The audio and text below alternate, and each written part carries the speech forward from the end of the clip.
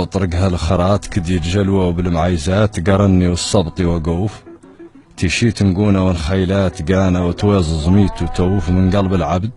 ولبارات وقلاب القطارة والشوف فلكلك والدوق جومات الارفاد وكدي التنقفوف وداهي هون يظهر عنه غريب وطن وله في ترابه وذا واضح من ينقال من قلب العبد ولبارات وقلاب القطارة والشوف فركلك والدوق جومات الارفاد وكدي التنقفوف. ويتفق هون مع معنى أبيات محمد الطلبة: تأوبه طيف الخيال بمريم فبات معنا مستجنا متيما، تأوبه بعد الهجوع فهاضه فأبدى من التهيام ما كان جمجما، ضعاين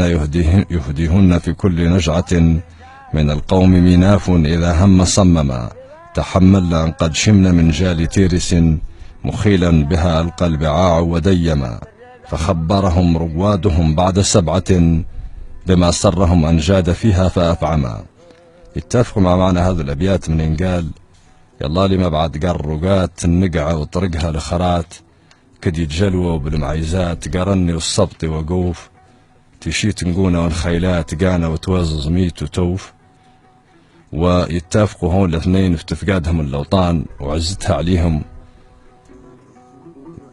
وواضح هون عنهم الاثنين ما هم في ترابهم. وعموما موضوع لقنا على تيرس موضوع كبير قبال ولا يقد يتقف عليه كامل في حلقة واحدة، ومزلنا لرد الله لا نرجع له نوبة ثانية. جميل ولا سبت يقتل برض يسيل بلا في جميل برض يسيل يلو البيل وليف برض يسيل بلا في جميل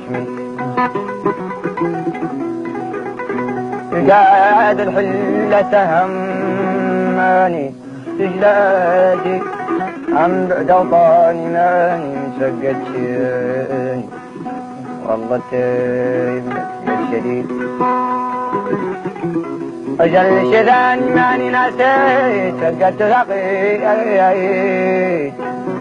دار مقيد الناس تحاني حر الصيف يقود المقيل القبيل اللي صار متقاني هاني ما والصيف الخير يحاني الأخوات وهاني والضد متلاحق قبيل بكيلي العين راني طيتك للنفس بكي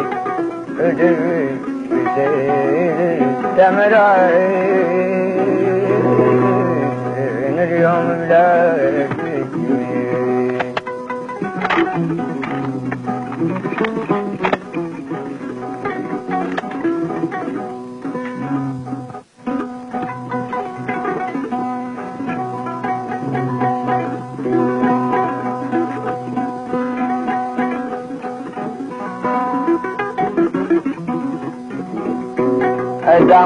الدميان تمريانا لا ديانا ما ينتس الدميان يلا ديانا ما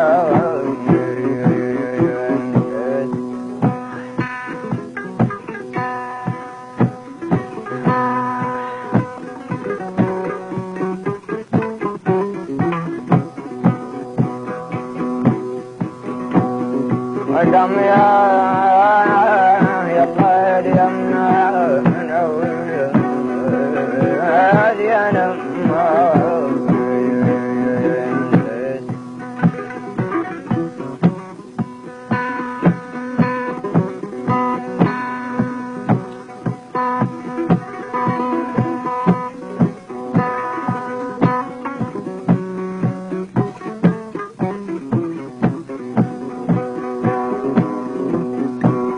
دم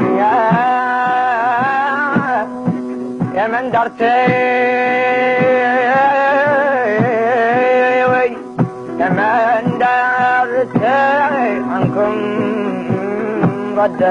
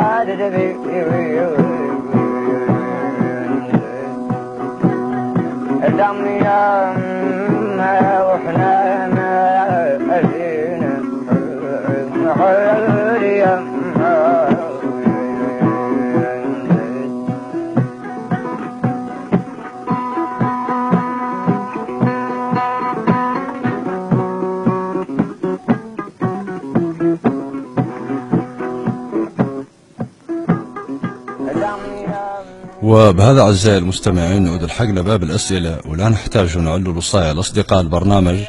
عنهم يواصلوا مشاركاتهم ومساهماتهم في البرنامج، ومرحبا بهم كاملين وسهلا في أصدقاء برنامج نادي الأدب. فالحلقة الماضية سوى المستمع عمار محمد أمين عن مولى هذا البيت: حي من ساحة المبيديع دورا جنبة الريع قد دثرن دثورا. وهذا البيت مطلع قصيدة للشاعر محمد الطلبة، والبيت من قصيدة يقول فيها الشاعر: حي من ساحة المبيديع دورا جنبة الريع قد دثرن دثورا، قد أضر البلا بها غير لوح من رسوم تخالهن زبورا، حبذاهن من معاهد لولا أن للدهر عثرة وحبورا، وإذا ما لم تسعداني فعوجا إن غدرا أن تمنعاني المرورا.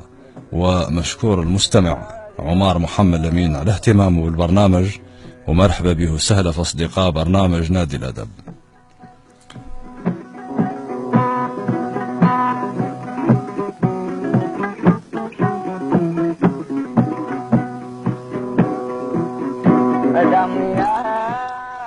السؤال الثاني في حلقة الليلة جاء البرنامج من عند المستمع سيداتي سيدح، ومسول فيه عن مولى هذا البيت: يا راحلين إلى منى بقيادي هيجتم يوم الرحيل فؤادي. وهذا البيت مطلع قصيدة للشاعر عبد الرحيم البرعي، والبيت من قصيدة يقول فيها الشاعر: يا راحلين إلى منى بقيادي هيجتم يوم الرحيل فؤادي، سرتم وصار دليلكم يا وحشتي الشوق أقلقني وصوت الحادي، فإذا وصلتم سالمين فبلغوا مني السلام إلى النبي الهادي. بالله يا زوار قبر محمد من كان منكم رائحا أو غادي يبلغ إلى المختار